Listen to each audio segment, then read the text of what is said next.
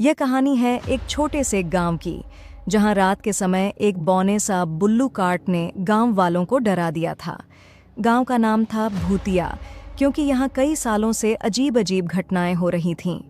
गांव के पुराने पेड़ों के नीचे बसा एक छोटा सा खाली स्थान था, जहां हर साल गांव वाले अपनी पैशंतरी कार्यों के लिए एक विशाल बुल्लू काट बनाते थे। बुल्लू काट को बनाने के बाद गांव वाले इसे धारा के पार ले जाते थे और उसे अगले गांवों में बेचते थे। इससे गांव को आर्थिक सहारा मिलता और लोग संतुष्ट रहते थे। एक बार गांव में एक बुजुर्ग आदमी ने कहा कि उसे रात्रि में अजीब सी आवाज़ें सुनाई देती हैं जब वह अकेला होता है। लोगों ने इसे उछाल कर सुना, क्योंकि उन्होंने कभी नहीं सुना था कि बुल्लू काट आवाज़ कर सकता है। लेकिन बुजुर्ग ने अपनी कहानी पर अड़ियल रही और गांव वालों को डरा दिया। वह बुजुर्ग अकेले में रात्रि में वही जगह पहुंचा जहां बुल्लू काटें बनती थीं। उसने अपनी अंधेरी लालटेन को बुझा दिया और धीरे धीरे बूटों की ओट से आवाज़ें सुनने लगा। बहुत देर तक कुछ नहीं हुआ और बुजुर्ग धीरे धीरे सोने की ओट में बैठ गए।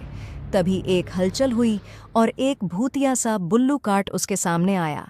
काट की चक्कियों में अजीब सी आवाज़ें हो रही थीं और वह खुद बजाने की कोशिश कर रहा था। बुजुर्ग ने देखा कि काट के पीछे कुछ अजीब सा छाया है जो रूप में बदल रहा था। वह चौंक गए, पर उन्होंने देखा कि छाया एक पुराने किसान की आत्मा थी जो बुल्लू काट से जुड़ी हुई थी। आत्मा ने बताया कि वह किसान गांव में बहुत समय से मरा हुआ है, लेकिन उसकी आत्मा काट से जुड़ी हुई थी और वह शांति नहीं पा रहा था। वह रात्रि में काट को चलाता रहता था और उसकी आत्मा उछालकर बूटे मारती थी, जिससे गांव वालों को डर लगता था। बुजुर्ग ने देखा कि आत्मा की आंखों में आंसू थे और वह भूतिया काट से दूर होकर शांति पा लेना चाहता था। उसने बुजुर्ग से गांव वालों से अपनी चेतावनी पहुंचाने को कहा और फिर धीरे धीरे विलीन हो गया।